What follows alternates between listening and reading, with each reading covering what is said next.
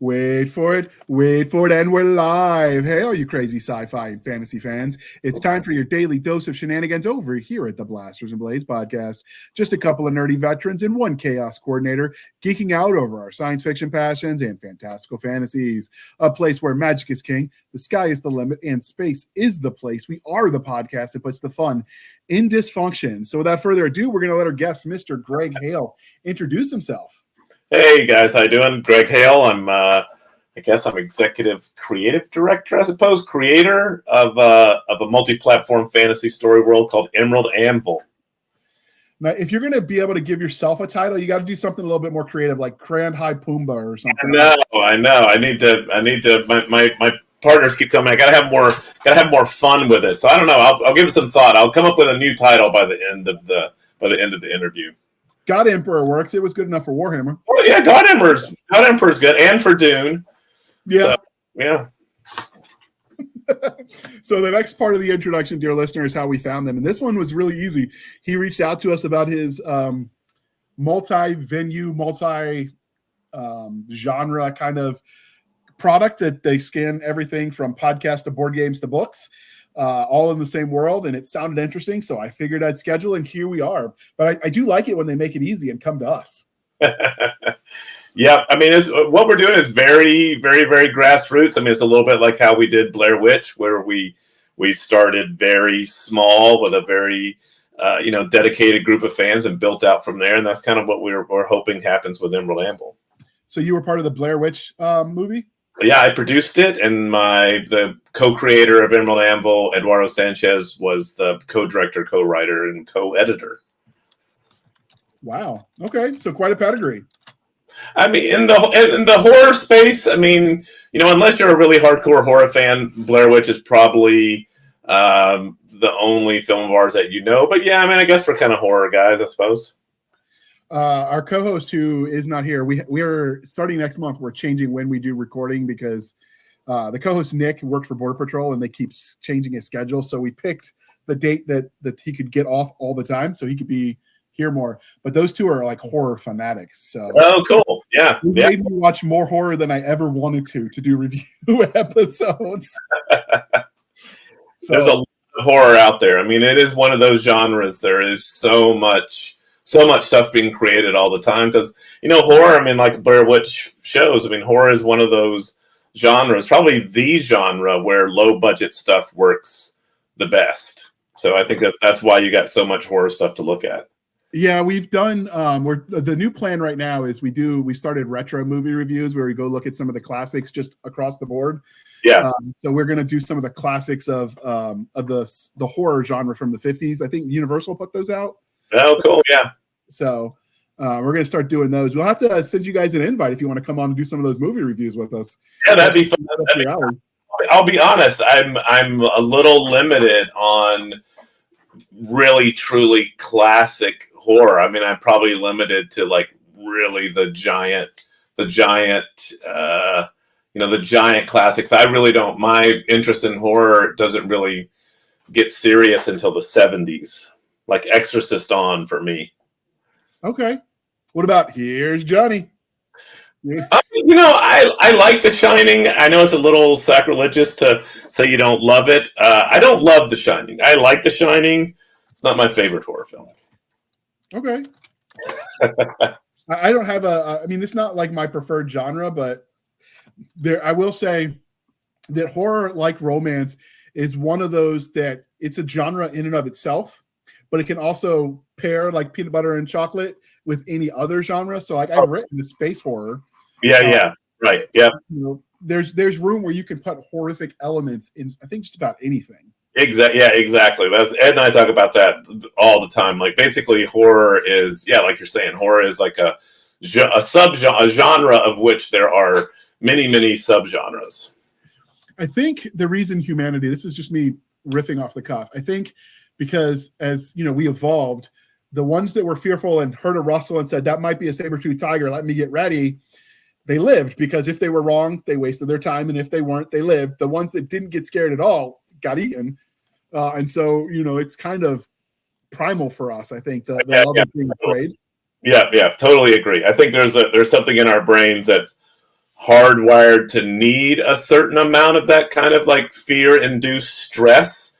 And most modern humans don't have that because, we don't have to run from saber-toothed tigers anymore. But I think we still have that need, that genetic need. And I think, horror or scary stories kind of help fill that. So I totally agree. Yeah, I'm trying to think. There was the one that got to me was, are you familiar with Final Destination, which came out, I think, in the 90s? Yeah, I know those films. Yep. Yeah, that one, I still, after watching that as a young man, I still get nervous when I get behind the log trucks. I move over. Yeah. Anyone who's seen those movies knows exactly what I'm talking about. Oh, you think about it every time you see that stack, you're like, oh shit, that could be through the windshield any second. Yep. So, all right. So before we get started, we do have to do the religion questions. Are you ready for this, sir? Yes. All right. Star Wars, Star Trek, or Firefly? Star Wars. Excellent. Why do you like it? I mean, Star Wars is why I am a filmmaker. It's also why my partner, Ed Sanchez, is a filmmaker. Probably no single more influential piece of art in my life than Star Wars. Okay, excellent answer. I think that was some of the what they call, I guess it's legends now. It's not technically canon, but some of those old books were where I sunk my teeth into sci-fi. So like Rogue Squadron and Commandos, those books from back then. Yeah. I hate that whole non-canon thing where like so much great content was just like, oh yeah, that doesn't really count anymore. I mean, on a one hand, I'm sympathetic because everybody in the beginning that wanted to write Star Wars, they wanted Han, Luke, and Leia. So you end up with George Lucas saying yes to a lot of projects, not realizing he was violating canon, because if they're in place A and it's established that place A and place B are 12 days apart, and the next book has them in place B 2 days later, well, that can't work. You could have done minor tweaks and made it all still work. It would, I mean, you'd have to release new versions of everything, but that's still more free content. Yeah. Not free, but it's they already had, and they could have just dove right in. There was so much good stuff, or at least, pick and choose the good stuff, because obviously some of the quality of those books was better than others. But yeah, it was just, I get why they had to start over. I don't get why they ignored what was there. Yeah, agreed. Yep, same. And there are those actually types that will get really fanatical about the lore, and the internet has emboldened them. Yes. So I get why they're cautious. Although I can't hate too much, because we all get nerdy about something where we're like, no, got to get it right. Yeah.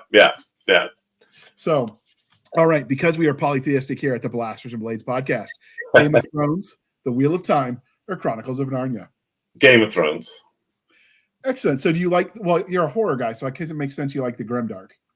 I just since Lord of the Rings isn't in there, I would and I would put in a way, I would give Lord of the Rings has more lineage with Game of Thrones than the other two.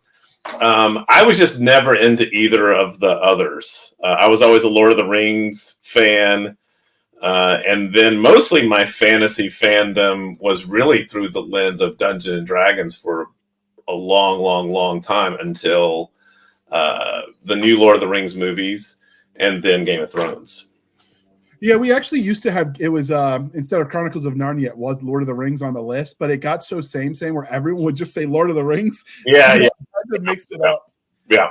And the idea is, because we have listeners and viewers that come at us from the film side, from the book side, from the graphic novel / comics, and then games. And so we try to pick the few properties that transcend all of those. Yeah. And so there aren't a whole lot of options when you want to try to be as inclusive of genre or of medium, I guess. Yeah. Lord of the Rings is such like really the father or mother or whatever, the starting point of basically everything that we think of as fantasy, that it's kind of not fair to list that.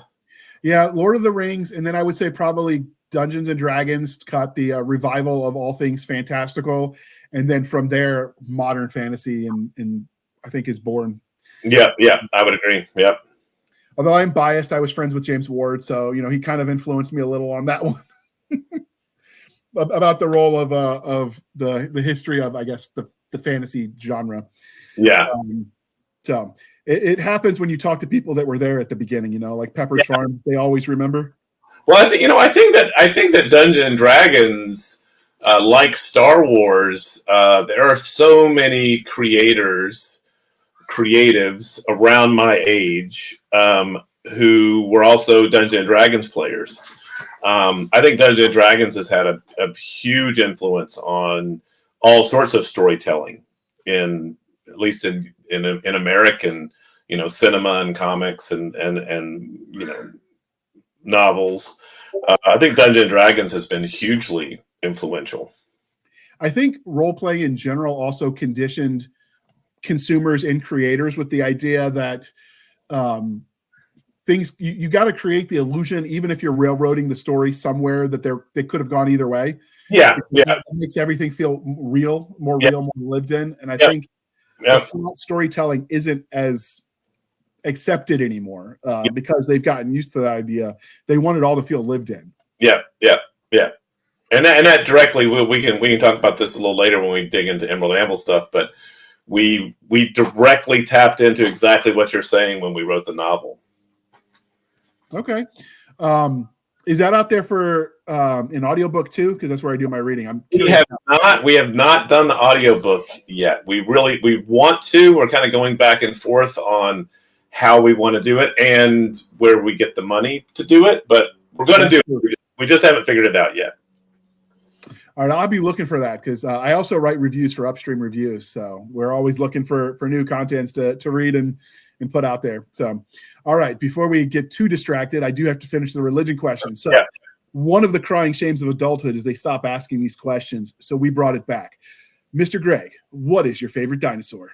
Okay, I'm gonna probably slaughter the name, but Ankylosaur, the one with the big club tail. Yes, I always like those guys. They kind of seem kind of cute and fearsome at the same time. So those are my favorite. I mean, kind of really, honestly, my favorite is Tyrannosaurus Rex. But that seems like so generic that I'll go with Ankylosaurus. Okay. I think I don't know. I think the reason people like T-Rex is because it's the idea of just the apex hunter. And so it's and it's, of course, it was in some of the kids shows we watched, right? Like if you watch Land Before Time, I don't know how old you are, but if you're of the right age, then, you watched that as a kid. So I think that makes it popular, but I'm always surprised that that's the one people never mention. They always go with some of the more obscure ones, which I like, because then I'll go look them up later. Yeah. I think it's just because the T-Rex seems so obvious, but I mean, for me, T-Rex goes back, much further than that. I'm 58, so for me, the formative T-Rex is probably the T-Rex from Land of the Lost. Also good show. You know what? I ought to add that to the review episode. We were talking in the pre-show. We're going to be doing some retro reviews, and Land of the Lost is a classic.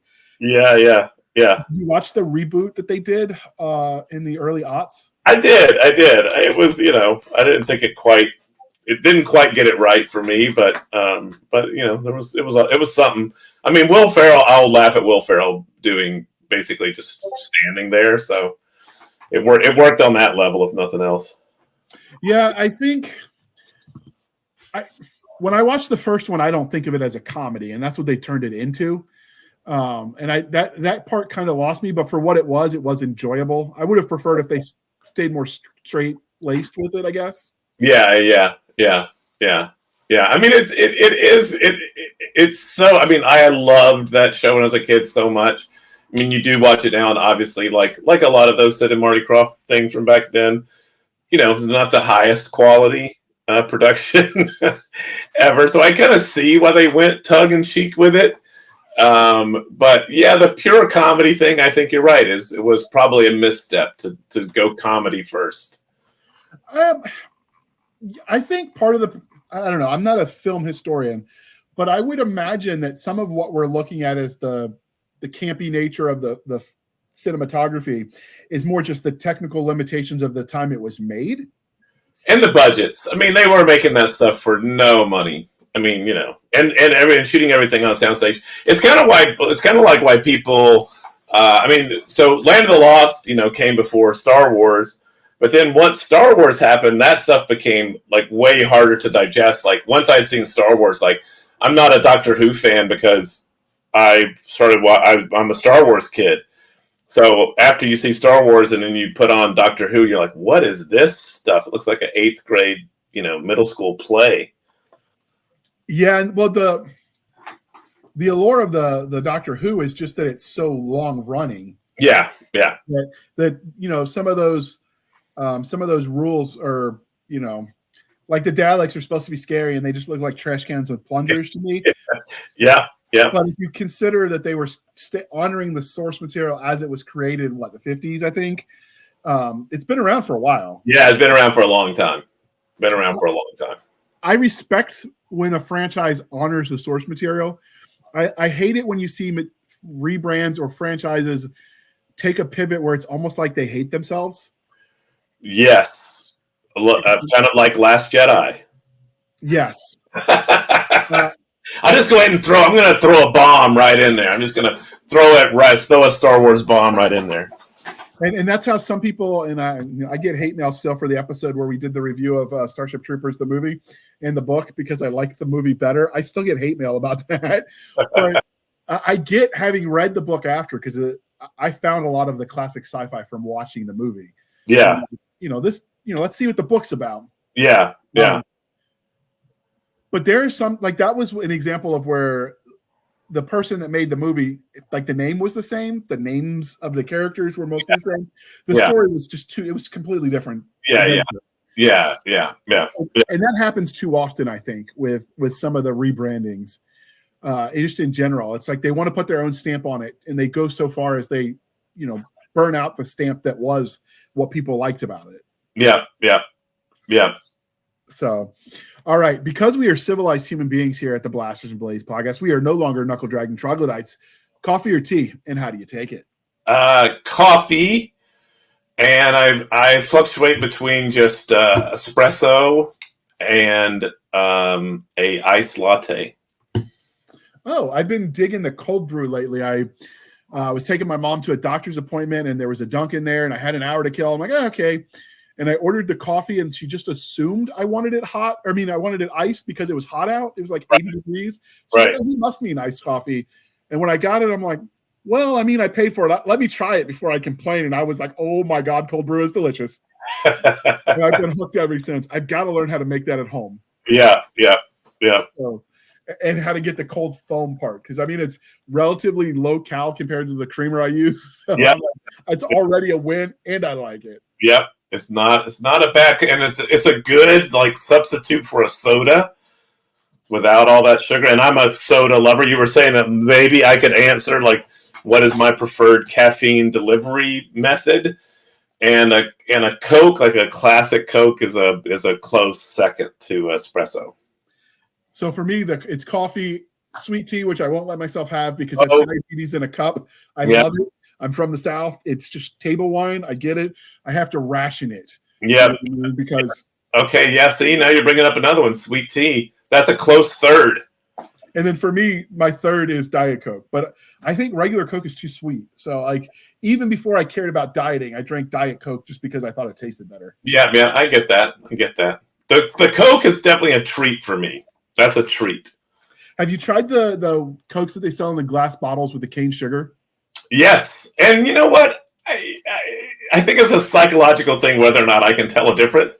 I tell myself that there's a difference, but can I really taste the difference? I don't know. I don't know if I can or not.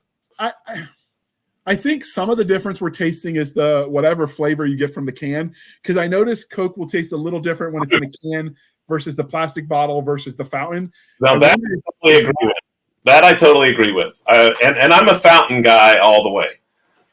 Yeah. Assuming if they get the mix right, because when it's off, it's like, ooh. True. I'm straight from the source fountain guy. We could just talk about soft drinks and caffeinated beverages the rest of the time. Our sponsors would love us, but maybe not so much the audience. So obviously, you mentioned you worked on the Blair Witch Project and that you were Lord of the Rings sort of pushed you into wanting to develop and get into that industry. How did you go from I love all things that were fitting in the speculative fiction umbrella to I'm going to make content? Because that's a leap most people don't make. Like I said, I'm 58 years old. I was 11 when Star Wars came out. And Star Wars, like in an instant, changed my life. That moment at the very beginning of the movie, Rebel Blockade Runner, they've blown the hole in the door. They've shot all the rebels, and then Darth Vader walks through the door. The top of my head exploded.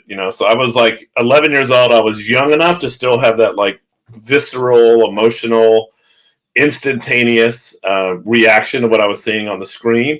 But I was old enough that a few minutes later, when I came down off of that high, I was like, somebody did that. Right? There's a camera there, and I don't know what they do, but they do something. And whatever it is that those people did that made that image happen, that just did that thing to me, that's what I want to do. So since, I did not see it it did not start playing where I lived until June of 77 instead of May.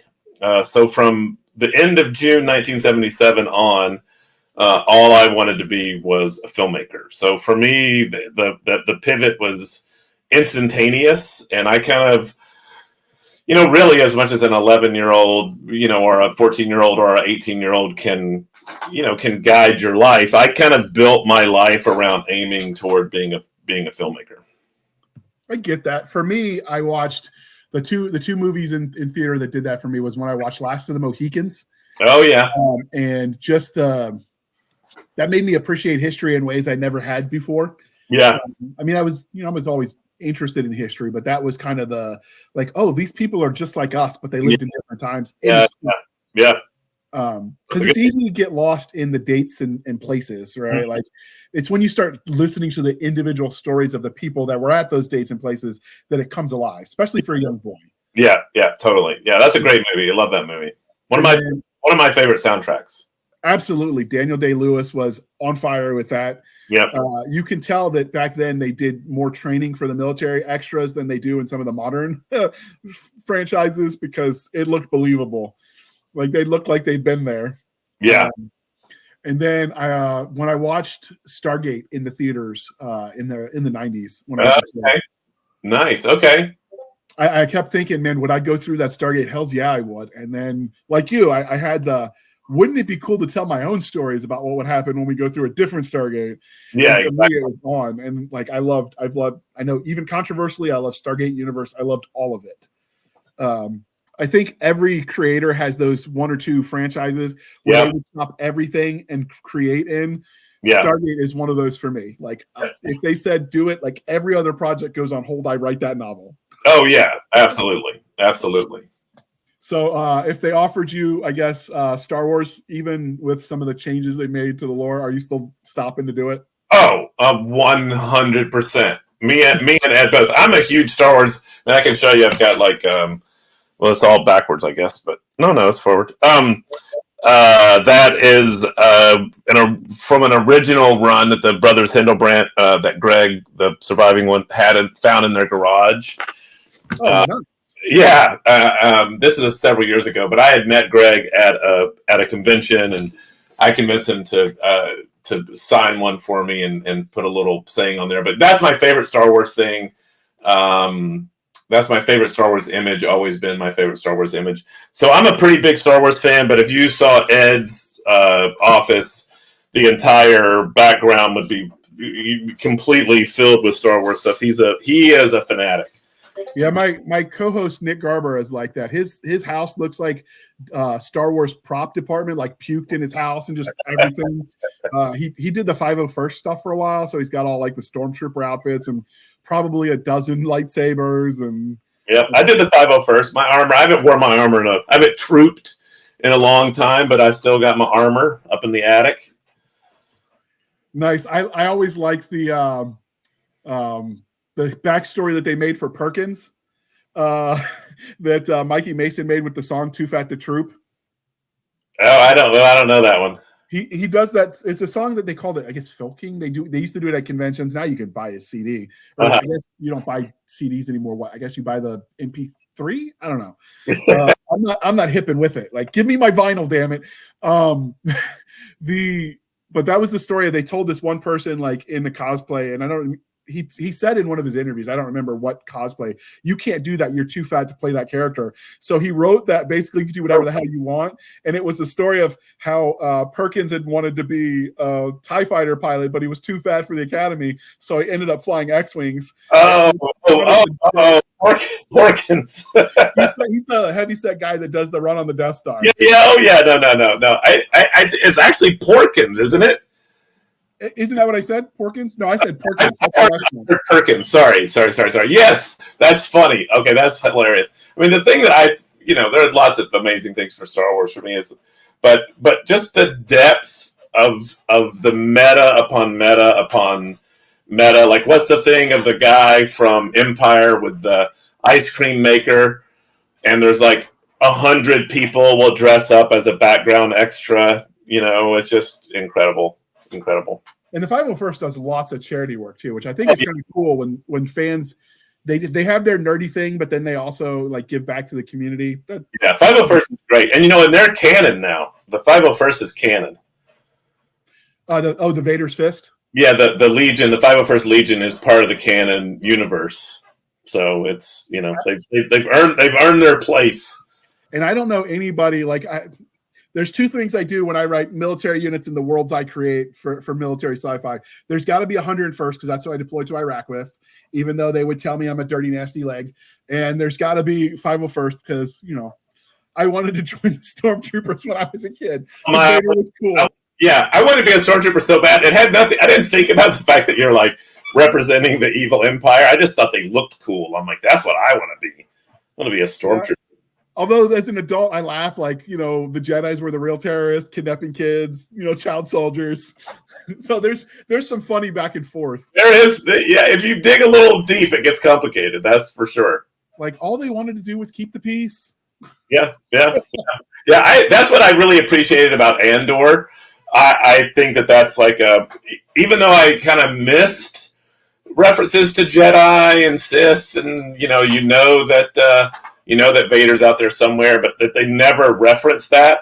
They just kind of condensed it down to just like the human bullshit of it all, and that most of the people in the Empire are just like, it's a fucked up job, but they're mostly just doing a job. I really appreciated that about Andor. Absolutely. I love that too, but I don't know. I'm a sucker for the story of the everyman, the every soldier, because, it's much like you don't have Master Chief in the Halo franchise take his helmet off because you want to pretend that could be you under there, right? Right.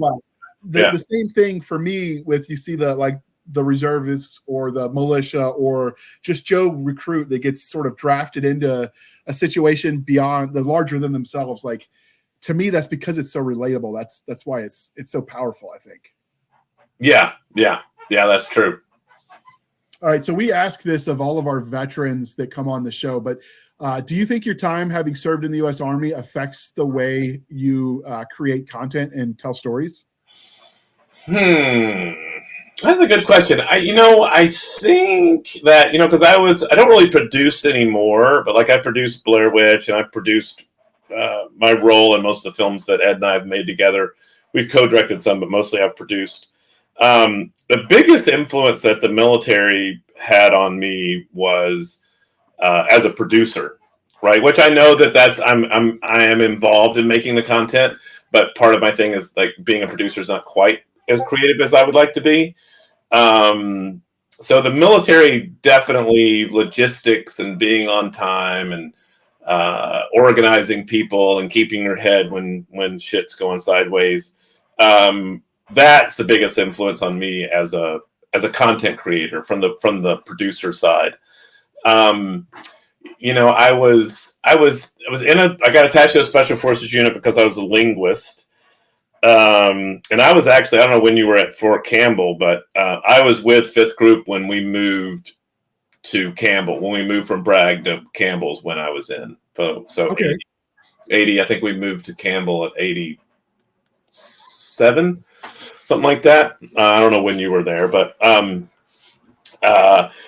do think that there's something about the improvisational nature of special forces where you're kind of left to your own devices. A lot of times, it'd be like a 4 or 6 man team, and we have very little supervision. Basically no supervision when you're doing your mission.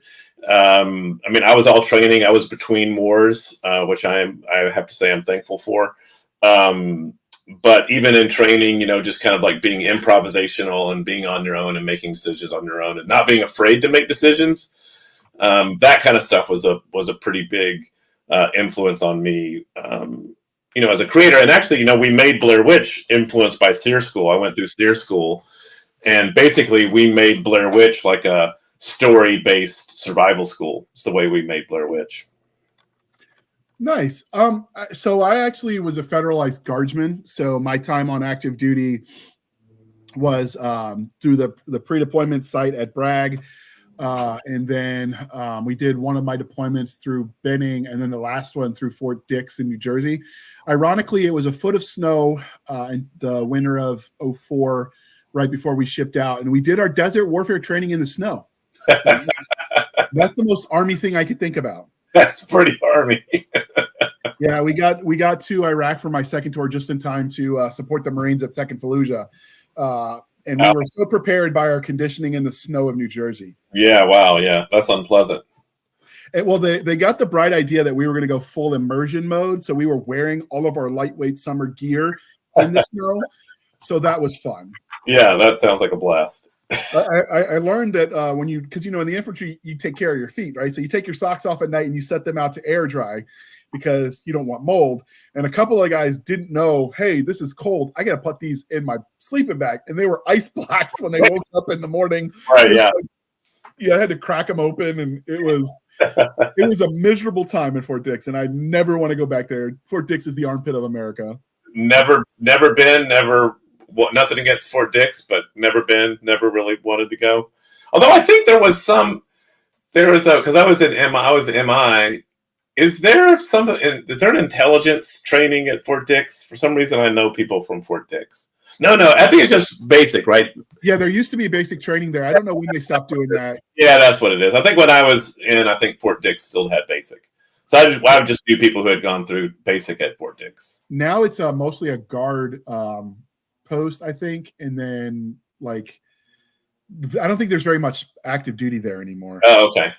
I think Brack got them. I don't know. I just know that we had a lot of fun playing tag with the MPs because we would try to sneak under the wire to get out of Fort Dix and go to use the whatever the Air Force base is on the other side of Fort Dix, like they share a fence, and we would try to sneak over the wire to eat at their defects because it was better. Yeah, no doubt. So it was a constant game of chicken with the MPs who wanted to stop us, and we wanted not to be stopped. Yeah. I guess they probably let us keep doing that because no one ever officially said anything. They probably figured it was good experience for both of us as far as training goes. Exactly. That's additional training. We didn't think of it at the time. We just thought we were trying to get one over on the Army, but Yeah, which is a full-time job. Absolutely. But I remember when the Army's Basic Soldier Skills Manual had a line in there that the E4 Mafia, if it was real, they weaponized, and it was a good soldier will sleep when and where they can because you don't know when you'll get to sleep again, telling you to, not to, be exhausted all the time because you're partying. And I don't know how many young privates got out of sleeping on the job, hiding somewhere and taking a nap by pulling that line out but eventually the Army removed it from the modern version. That is true, though. When my thing was, what we said would be like, why stand up if you can sit down? Why sit down if you can lay down? And why just lay down if you can go to sleep? That was kind of the motto. And I actually put that line. There's a soldier. I know that you haven't had time to read the novel yet, but there are fairy soldiers in Journey to Hada, and one of the soldiers, this like the old crusty sergeant guy, says that. So I like it. So when you create content, and for one, I will say, I think being a producer of a creative project like a movie, to me, that's still part of the creative process. I would not say that's not a it is. It is. I agree. It is part of the creative process for sure. And I'm actually when I do produce, I'm very much involved in the creative process at every level.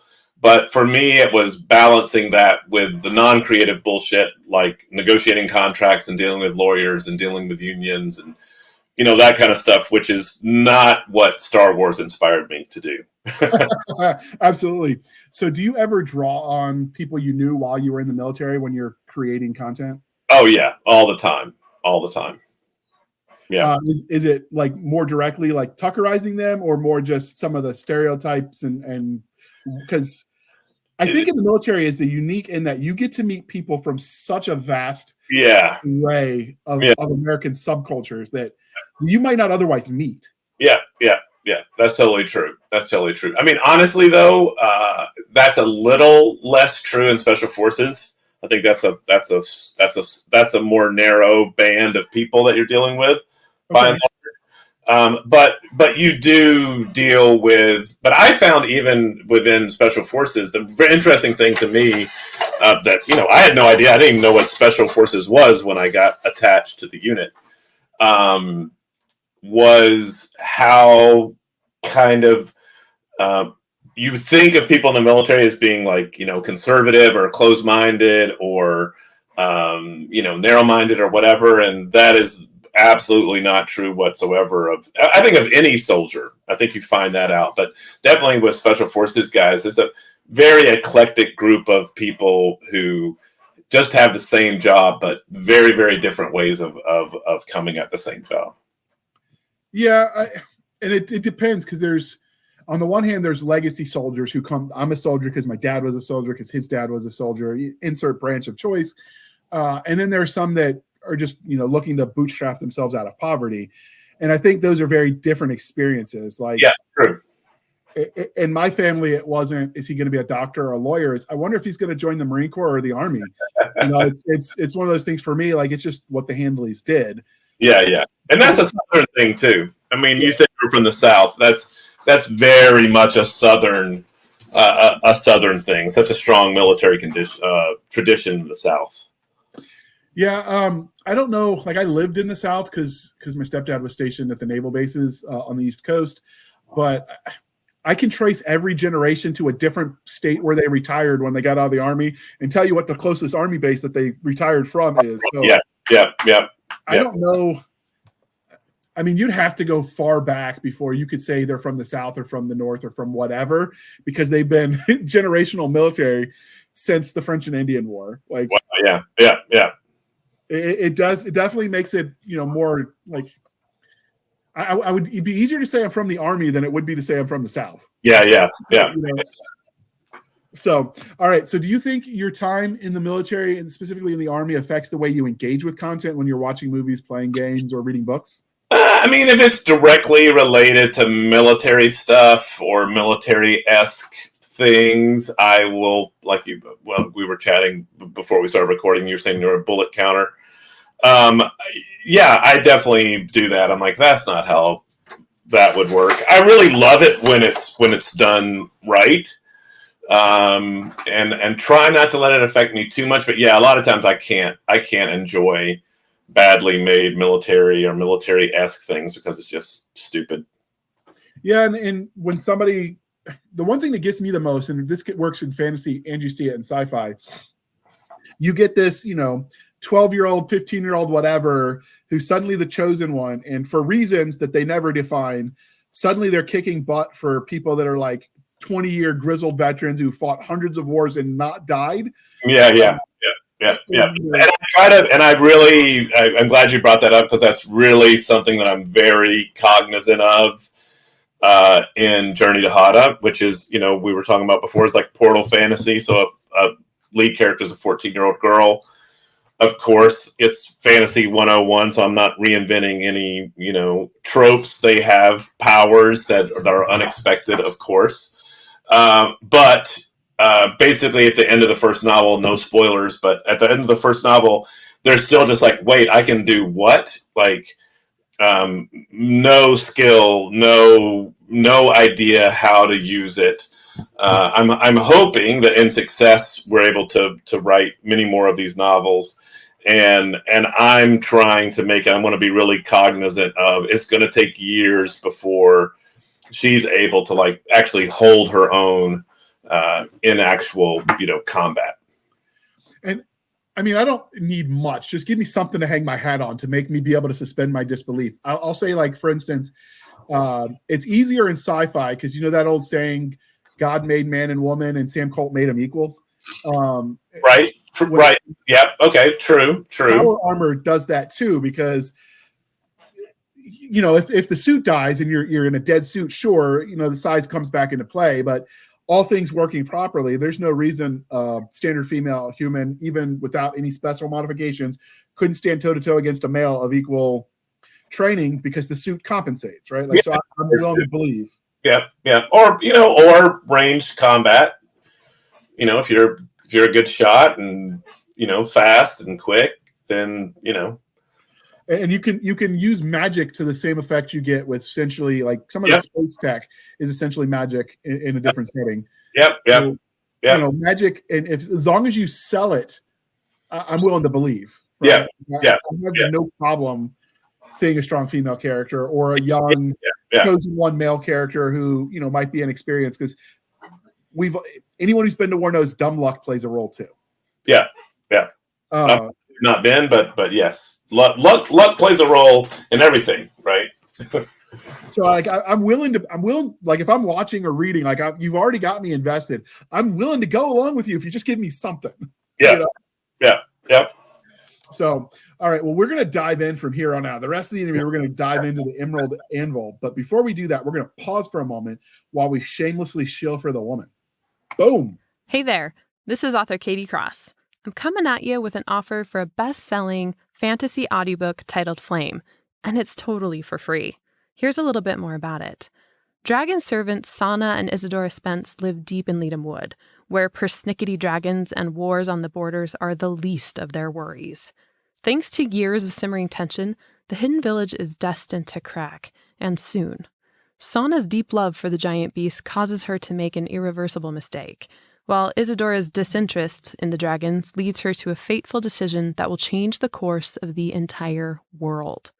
Can the sisters prevent everything they know from falling apart? Or do they allow it to break and pave the way for new growth? Join the beloved sister witches in Flame, the first book in the Dragon Master trilogy.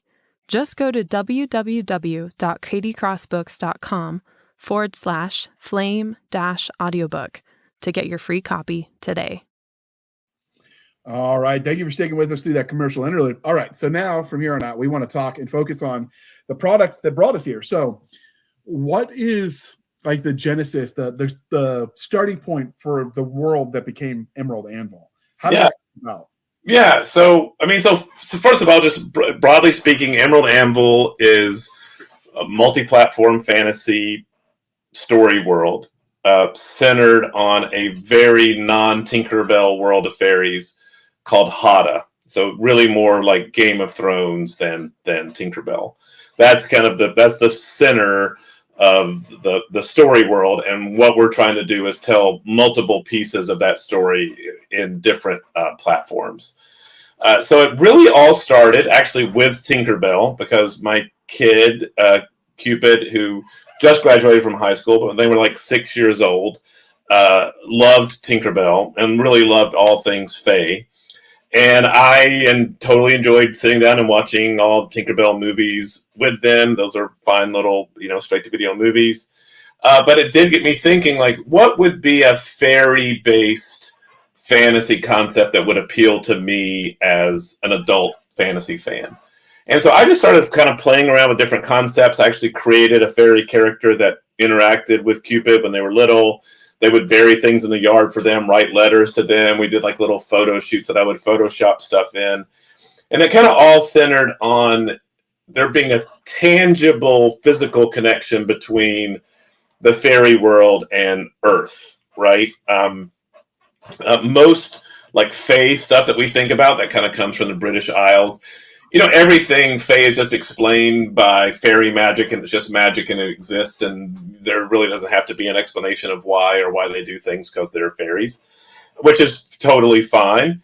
But I wanted to create something that really almost has more of a sci-fi base in terms of like it makes sense to be connected to a contemporary Earth, right? Because I was like thinking about this with my kids being the characters.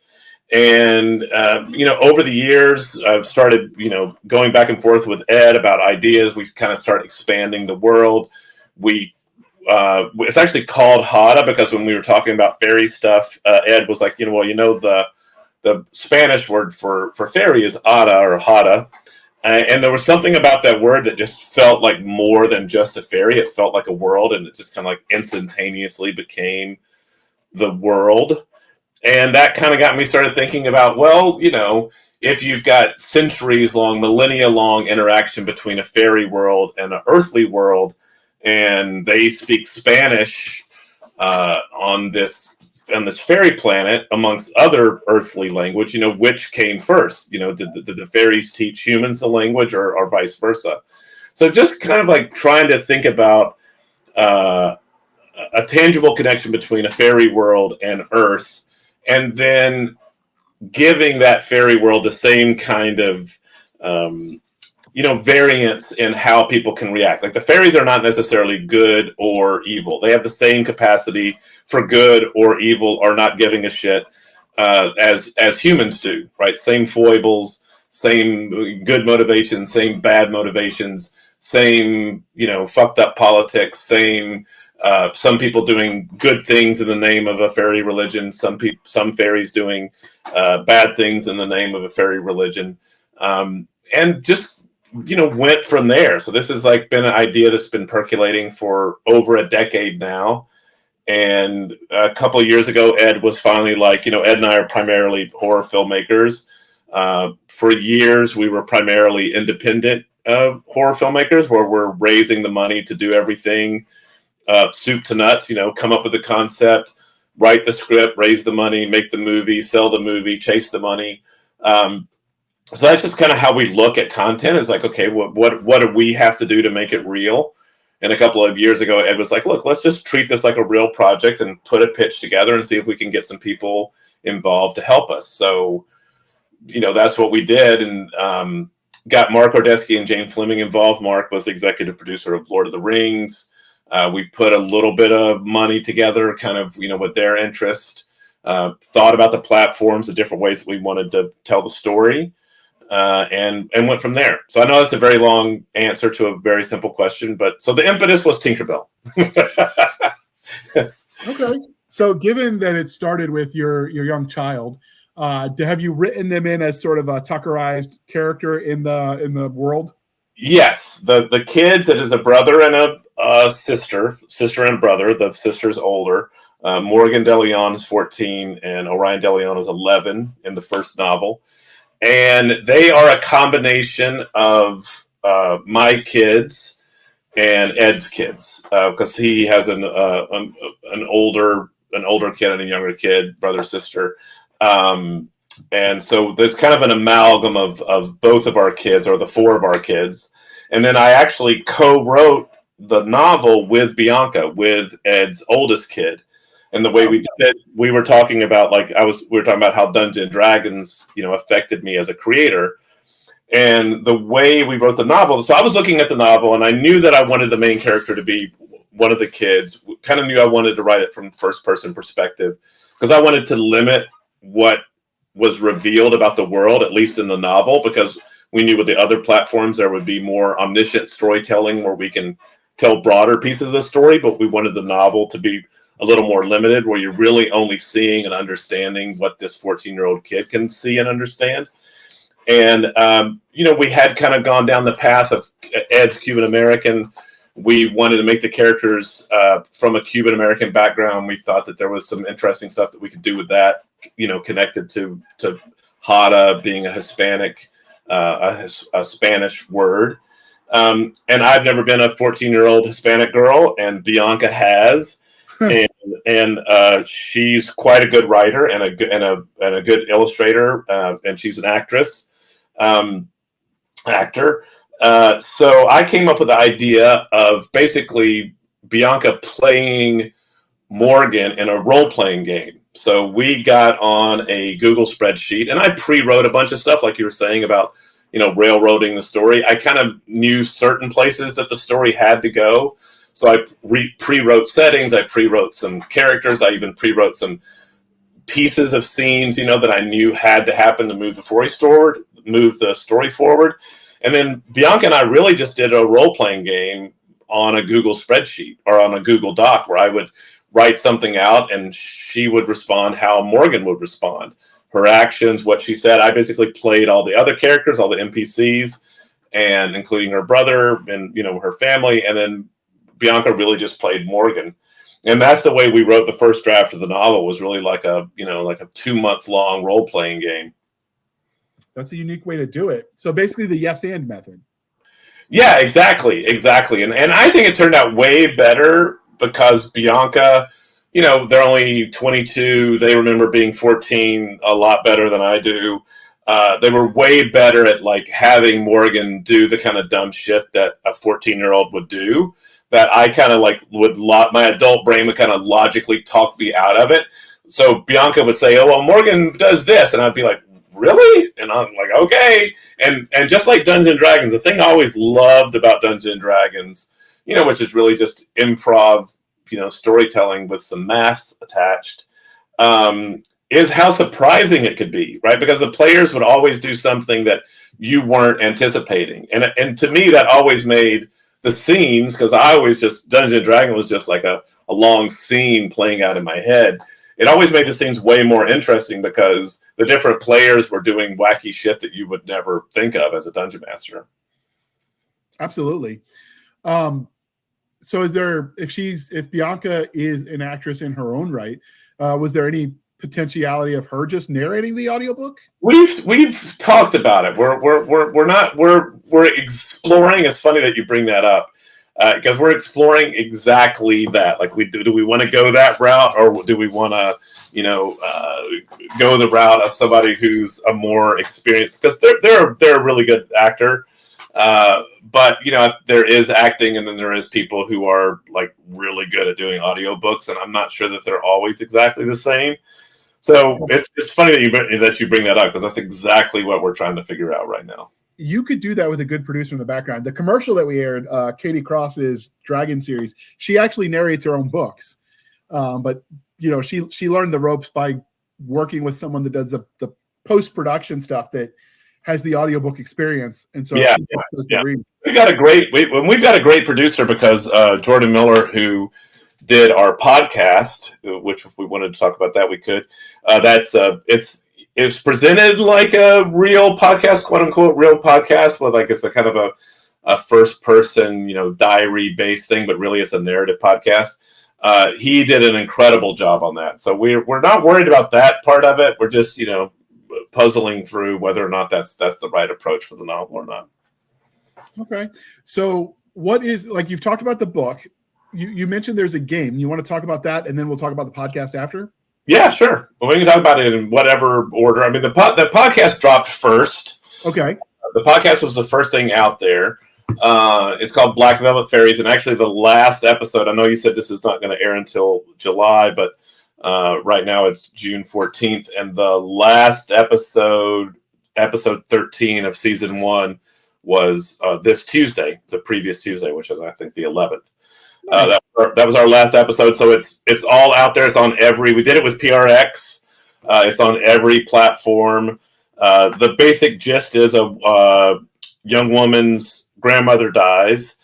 A strange grandmother dies, leaves her these 4 strange black velvet paintings of fairies, and then basically weird shit starts to happen. So she starts to explore, what did these paintings mean to my grandmother? What's my family's connection to this? Oh, there's people out there who believe that these paintings are paintings of something that's actually real. And you kind of go down this supernatural thriller rabbit hole of her exploring these paintings. And ultimately, that story connects directly to the story of Journey to Hada, which is Morgan and Orion de Leon getting teleported to this other planet, basically a fairy planet. So those stories directly intersect, and it turned out really well. Jamie Nash, who's a writer that Ed and I have worked with basically on everything that we've done since Blair Witch, was the main writer and producer, did a fantastic job. We got, if there are horror fans listening, Ed and I made a horror film called Lovely Molly, which has an actress in it named Gretchen Lodge, who is amazing.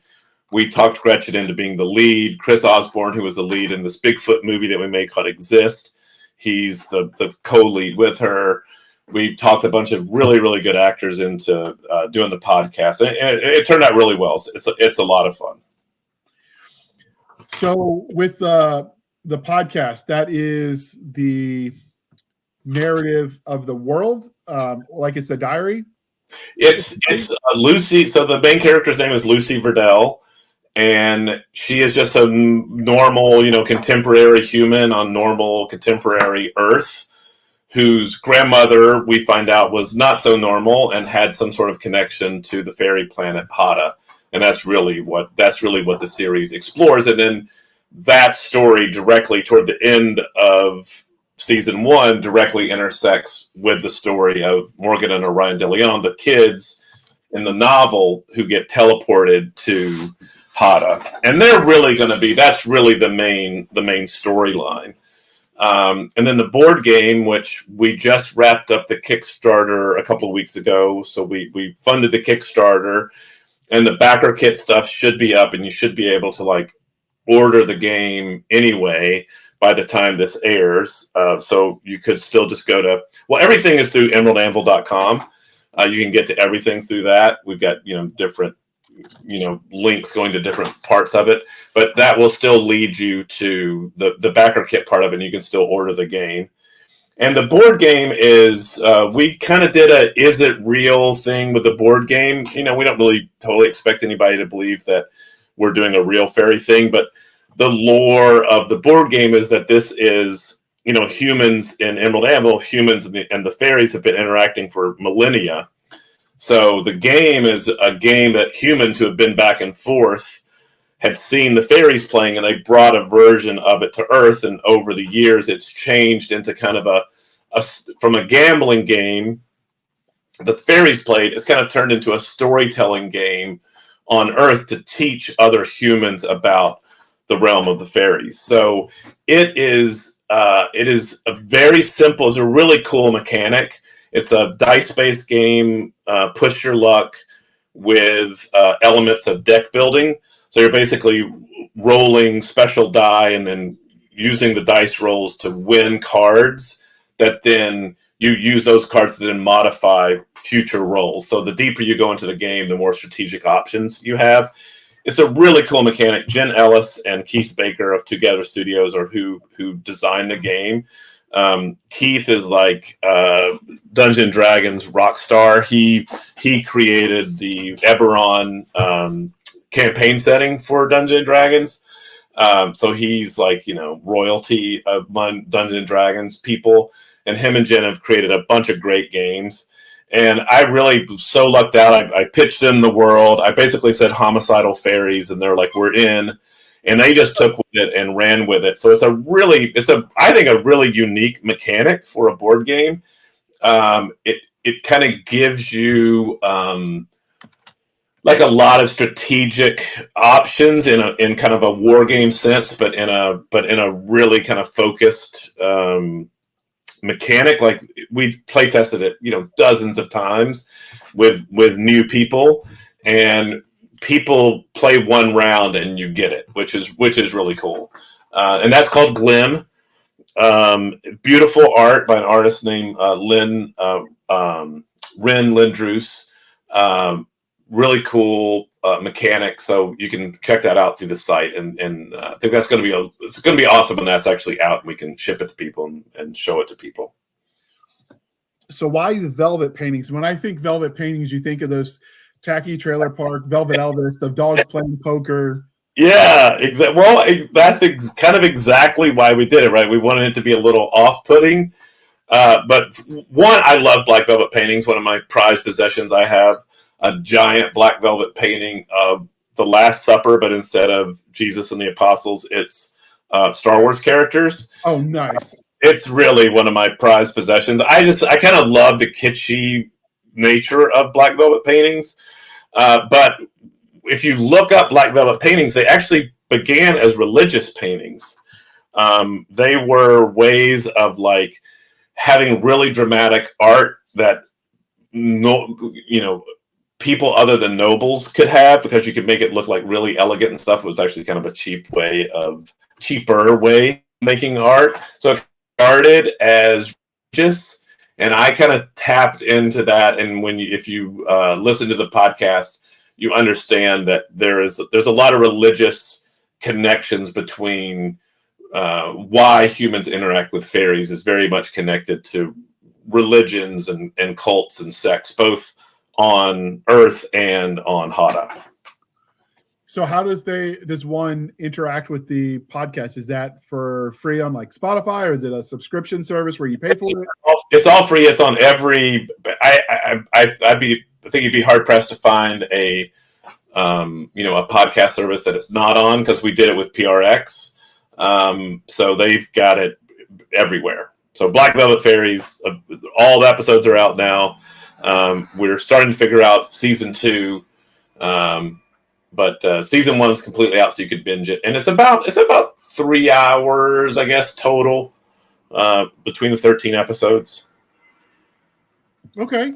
Is it all the same voice actor, or did you hire like an ensemble cast? No, it's an ensemble cast. So it's Gretchen Lodge and Chris Osborne are the 2 leads, and then we got a bunch of really great actors to play the other parts. And then there are experts, because it begins with, it's like not true crime, but it's like she's investigating these paintings, and what do black velvet paintings mean, and what is the history of fairies, and then weird stuff starts to happen to her that cross over into ghost stuff.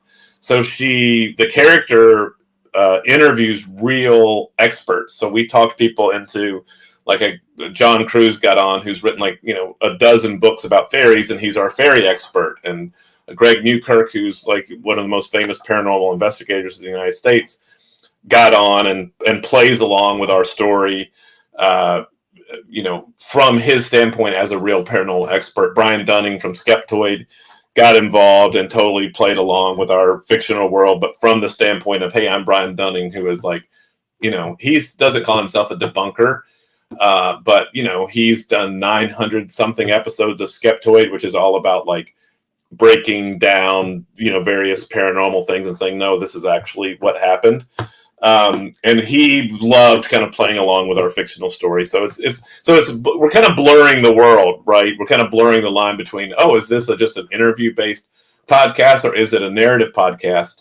And the deeper you get into it, the more it kind of turns into a narrative podcast, but all still through the lens of Lucy ostensibly, carrying around a recorder and recording what's happening to her. Was that a hard sell to get those subject matter experts with their various opinions? No, it wasn't. It wasn't. I mean, it was, we told them, you don't have to lie, but you're basically playing yourself as an expert, but you're doing it in this fictional world centered on, fearsome fairies, and people just liked the concept. We didn't have too much trouble at all convincing people to get on and help us out.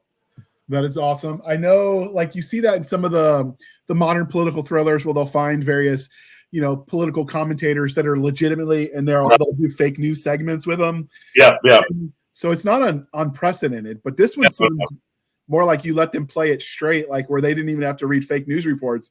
They just answered what they really thought.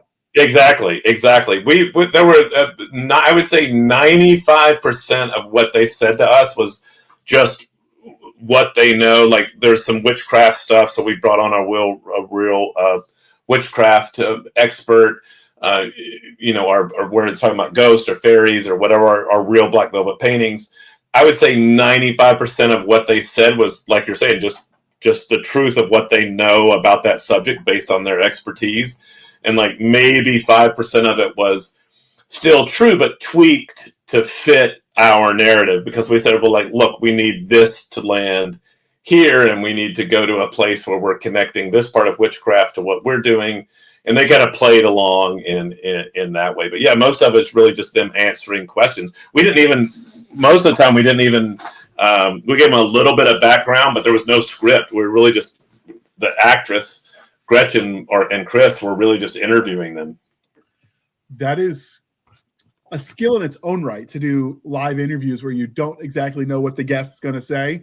To expect an actress to be able to do that too with a completely different skill set, that's impressive that they pulled it off. Yeah, well, I mean, that's true, but it was also to their advantage that they weren't really supposed to, all they had to understand was their character story.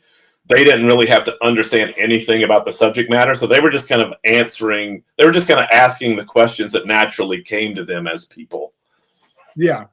So how did you find your experts? I wouldn't even thought there'd be an expert on witches and ghosts in the, you know what I mean? Like, that's not something you think about. Yeah, I mean, well, Greg Newkirk's got multiple podcasts and TV shows that's all about like ghost hunting. Magic in the USA was our magic expert and witchcraft expert, and she's a real practicing witch. With the black velvet painting, we just had to find, believe it or not, the black velvet painting expert was the hardest one to find. So we had to find somebody who's a real black velvet painter, who actually did some paintings for us for the series, and got her to be our expert. And then, yeah, John Cruz, the fairy expert, he's written, I think, 12 or 13 like scholarly books about fairies and fairy lore in Britain. He's a British author. So yeah, I think you can find a quote unquote expert on pretty much anything. And Brian Dunning's like, I mean, he's on episode 900 something of Skeptoid. I mean, and that dude knows so much about anything like remotely, paranormal or supernatural or whatever. Like, he is so read into that world. It's crazy. I mean, I guess you got to follow your passion. So I think it's cool, though, that you were able to do that. I'm actually probably going to have to see if I can't, if you guys are on Apple, I might have to listen to that podcast. Oh, yeah, we're on Apple. So is there any plan in the future, if this world takes off, of selling those black velvet paintings as merch? Oh, my God, I would love that. Yes, there's a plan. Outstanding. So we've talked about it. You've got the board game, you've got the podcast, you've got the book. Where do you see this universe expanding? Like, what's next for you guys? Well, so right now we're just in the really promoting those 3 platforms, try to start building a community. Like I was, saying earlier about Blair Witch kind of started as a grassroots thing, even before we got into Sundance, we had started to build a little fandom online, the very, very early days of the internet. And that's kind of how we're looking at this, right? These platforms are all like relatively low cost. Doesn't cost that much money to make a podcast. Doesn't make that much money to take that much money to do a board game. Writing a novel, since that was me and Bianca was a fairly inexpensive platform. So we're trying to get the story out there and start building an audience. The next thing that we're going to do, the next planned platform, is we're going to do an interactive storytelling game that combines Discord and NFTs to do an interactive storytelling game that called Battle for Hada. And basically, we're going to allow the players to help create the canon story world. So imagine, the game Risk, the board game Risk. So imagine Risk, but instead of 42 countries, you've got an entire fairy planet divided up into 10,000 hexes. And what we're going to do is we're going to have we've created some really beautiful art for this 3-dimensional map of the entire world. And you're going to be able to own a piece of that world and then manage its power and use its power to affect the military, cultural, and political decisions of the different fairy kingdoms. So everybody's behavior in this 2-part game that we're going to do, we're going to give away 1,000 pieces that we really hope are going to be for fans of this show and like people who are like really fantasy fans. We want to give away the first 1,000 pieces to like real fantasy people who are actually really interested in being part of an interactive story, and hopefully launch that early next year, and then use that initial free storytelling to build part of the map, and then do a bigger 9,000 game a couple of months later that literally builds the map of the world that the kids are teleported to in the first novel. That's an interesting approach on it. Now, so for those of you listening who don't know, NFT is non-fungible token, which is art that you buy the exclusive rights to, or can be gifted, but that's what an NFT is. Those used to be pretty popular. I don't think as much anymore, but it's still a cool way to do a game. Yeah. The thing that I like about Nick Gentilla from Ownerify, who's doing the NFT side of that, because that is super deep technical geekery that I don't know anything about. I'm just on the storytelling side. But when we first started talking about NFTs, and I had only kind of thought about them honestly in kind of a dismissive way of, it's like some people are paying $1 million for an 8-bit monkey face or whatever. Like, I didn't get it. But when I got into it with Nick, and basically an NFT, is a forever digital contract that you can attach to anything, and you can modify it and you can retain ownership, but it's like this tangible, ownable, persistent reality in a digital space. And I'm like, oh my gosh, if we could connect that to parts of our story, it could be something that we could give fans ownership of that piece of the world. So I know it doesn't really mean anything for anybody right now to say, oh, I want to own a piece of Hada from Emerald Anvil that I've never heard of. But what we try to frame it is like, imagine like before Star Wars was huge or before Game of Thrones was huge, if you could buy Mos Eisley and own it and control it, or buy Winterfell and own it and control it, or own some little out of the way piece of Tatooine, and because of the way you manage your game piece in the game, make that an important part of the story. That's what we're trying to do is create a doorway, a truly interactive doorway into the story world that we can invite the fans in, and really we hope just continually expand that interactivity and make the fan created stuff or the fan influenced stuff a more and more important part of the story as we move forward. Did you watch the TV show Defiance that came on 2013, 2015 on Sci-Fi Channel? No. Oh, no, I didn't. What's up with that? So one of the things Defiance did, which it sounds like you're almost doing kind of unintentionally, it sounds like, is there was a video game called Defiance set in the same world. Basically, the idea is aliens come, they terraform Earth, and you end up with aliens that look weird, plus humans in a post-apoc kind of world. Right. St. Louis, because the archers are still there. And if you got enough notoriety on the open world video game side, your character got written into the canon on the TV show side. Awesome. That's awesome. Yes, that's 100%. That's a way more sophisticated version because they obviously have a lot more money. We're trying to do something that it's really more of like a choose your own adventure game at first because we don't have a lot of money. But yes, you nailed it. That's exactly what we're doing. Exactly. That was before Sci-Fi Channel decided they wanted to do, Ice Road Truckers and whatever else they're doing. It's not science fiction. Right. Or a million, Sharknado movies. Yeah, every time I've talked to a few new authors just because of the podcast and just in general, because if you're in author spaces, you meet people at all stages of their career. And every time they get down on themselves, I just remind them that Sharknado is a thing. And if they can make it with that harebrained idea, anybody else can too. Yeah. And nothing against Sharknado, but I just kind of felt like Sci-Fi Channel at a certain point kind of just became that kind of stuff. Yeah, one of the podcasts I listen to it's a sci-fi, a podcast for sci-fi authors. It's more like craft related because we try to talk to the fans. They talk to other authors. It's called Listeners of the Dead, or the Dead Robot Society is the podcast. Oh, cool. They always joke that they're going to make the Jelly Gator NATO as the next edition. Jellyfish and Gators. Yes. Yeah. There's no limit. the funny thing is they took it internally. It took itself serious, and that's the only reason it worked. Like, yeah, for sure. You got to be committed. I mean, I truly believe you can have the most ridiculous story ever, and if you're committed to it, right? If you're committed to the ridiculousness and you're consistent in the ridiculousness, it works, right? It's either when you don't believe in it or you deviate from the original ridiculousness where it starts to fall apart. But I'll follow a story no matter how ridiculous, as long as you've got passion and consistency. I'll go along for that ride. Absolutely. I think I was taught when I took some creative writing classes as an undergrad is you get the one big lie.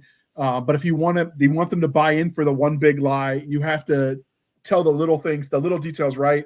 So like example in fantasies, they always get the horses wrong. Like, no, a horse can't run that long. No, everyone can't have a horse because you need so much land to feed it. Right. It was generally nobles.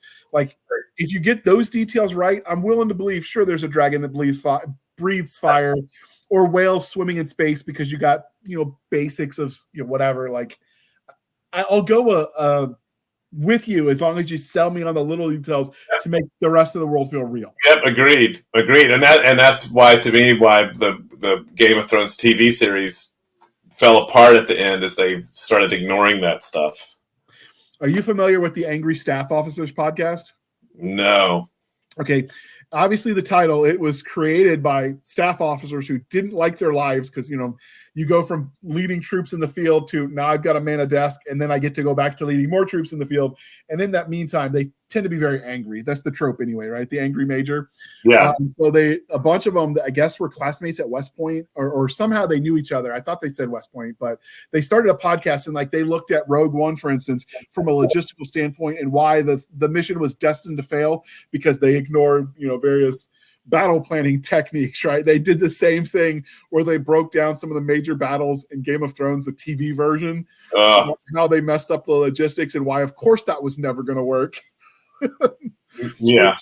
They also do a look at some of forgotten history type lore, various military conflicts throughout the history of the globe. But yeah, I loved their breakdown of some of the speculative fiction properties. Were like, no wonder they got it wrong. They didn't have enough food. Everybody was, crazy or whatever. Yep.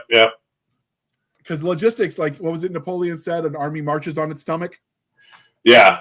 Or what's the thing? It's like amateurs talk about tactics and professionals talk about logistics. Absolutely.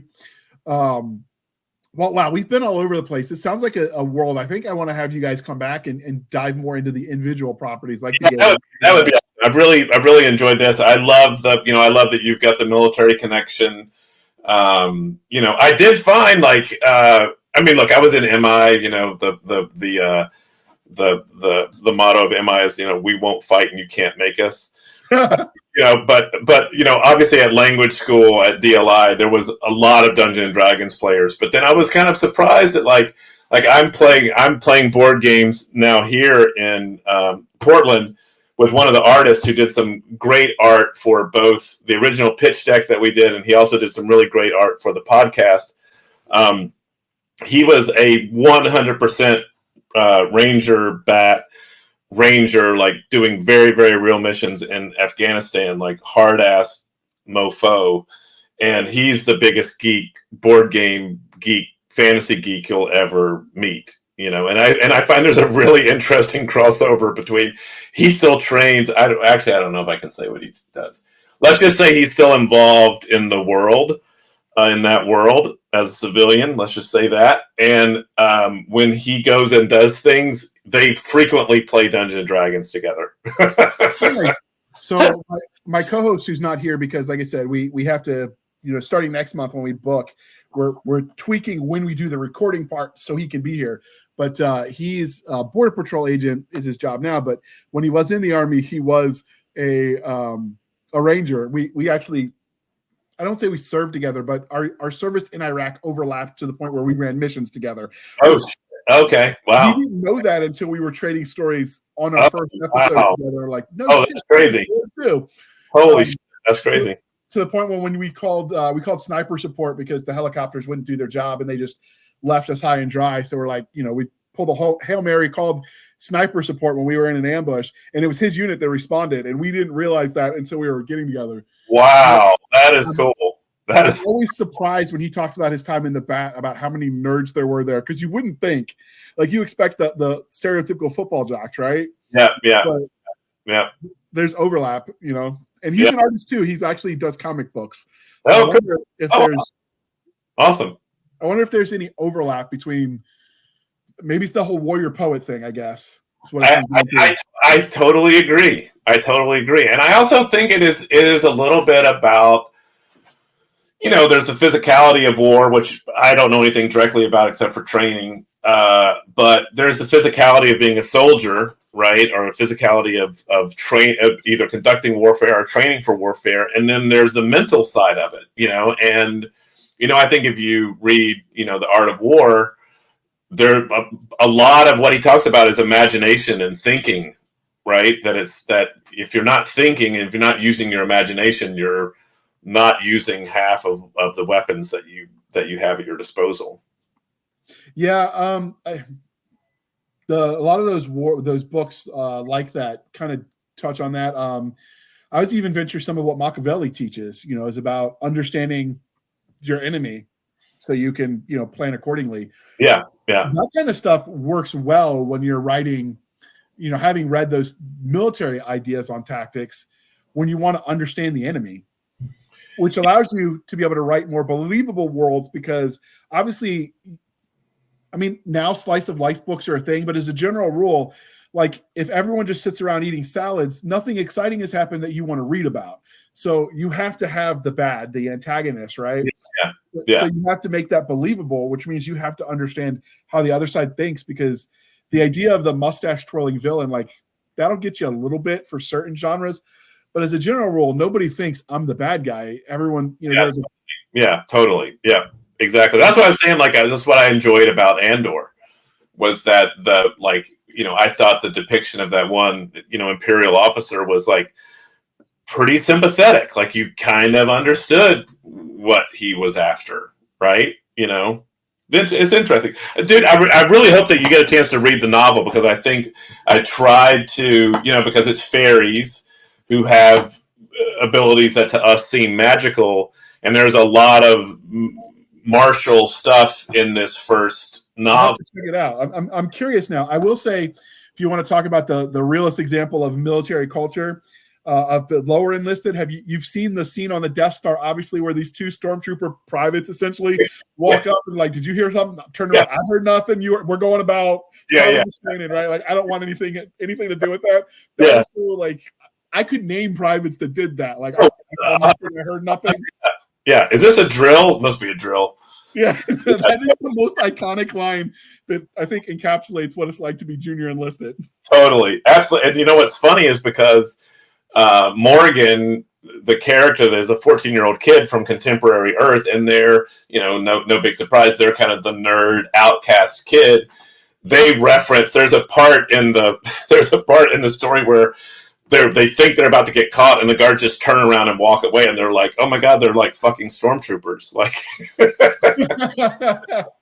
all right. So real quick, obviously the game is, board games are not, generally speaking, rating isn't an issue. So I think the podcast and the book, if a parent's listening, what age would it be appropriate for their kid as we sign off? The podcast is PG-13. There's a little bit of language, but I would say it's PG-13. Overall, the novel is YA. I would say it's very much like Harry Potter. Morgan's a 14-year-old kid. They say a couple of curse words because I tried to be because 14-year-olds cuss. Yeah. I tried to be realistic about that. It's nothing bad, but it's YA in kind of the Harry Potter vein. The board game, not really a rating. There's nothing in there. If you could play the game, I would say the game is probably, 10 plus, 12 plus in terms of being able to understand the mechanics. And then Battle for Hada, the interactive game, which hopefully is going to be Q1 of next year. no rating on that. Like if you could get on Discord and understand Discord, you could get on the game and understand the game. So the problem with rating games is because it's so table dependent, it's hard to put a label on it. It Yeah. really depends on what, hive of villainy and scumbags you find as your friend group, right? Because that's where the rating comes from. Yeah, exactly. But all right, so we promised you we try to keep it to an hour. We're over by 24 minutes. Oops. I get nerdy and I lose track of time. It happens. Yeah, no, it's been a lot of fun, man. I really appreciate it. I have all of the links to the social medias because you gave them to me before the show. But if someone wanted to check you out, how would you recommend them getting in touch with this world? EmeraldAnvil.com. Okay. We'll take you to everything through there. Okay. And dear listener, you can find us on our Linktree, linktr.ee, Linktree/Blasters and Blades podcast, where we link to all the things, the BitChute, the Rumble, the YouTubes, the TikToks, the Twitters. We link our email, blastersandbladespodcast@gmail.com, for professional purposes only, people. We have our Blasters and Blades Facebook group and Facebook page. And more importantly, we have Madam Stabby Stab on the Instagram, Twitter, and email. And we have our website also linked to the Linktree, because when Spotify bought Anchor FM, it's all gobbledygook now. But if you go to the Linktree and you find our podcast website, you can support the show for as little as 99 cents a month. You can help keep the lights on. Or you can support the show more directly at buymeacoffee.com/author J.R. Handley. Again, buymeacoffee.com/author J.R. Handley. Be sure to put in the comment section that it is for the podcast, and I promise I will keep my co-hosts duly caffeinated. They will drink that coffee brand coffee until it pours out of their eyeballs, and then we will film it for your entertainment, people. And if you want some of that coffee brand coffee, code podcast grunts, get you 10% off. The link is in the show notes. And with that, thank you for spending some of your precious time with us. For my absentee and crazy co-host, I am J.R. Handley, and this was the Blasters and Blades podcast. We'll be back next week at the same time, where we'll indulge our love of nerd culture, cheesy jokes, and all things that go boom. Thanks for coming on, Greg. This was a lot of fun. I'm definitely going to have to check that book out. I'm curious now. You have piqued my interest, sir. That's the whole goal, JR. I appreciate it, man. Thank you. And all right. All the nerds, thanks for tuning in. Before I let you go, last question, and I didn't think to ask. The book, Hada, is that Amazon exclusive, or can they get it anywhere fine books are sold? Right now, it's just on Amazon.com. All right. I will link that in the show notes, and you guys have a wonderful day. Thanks. All right. Thanks, JR.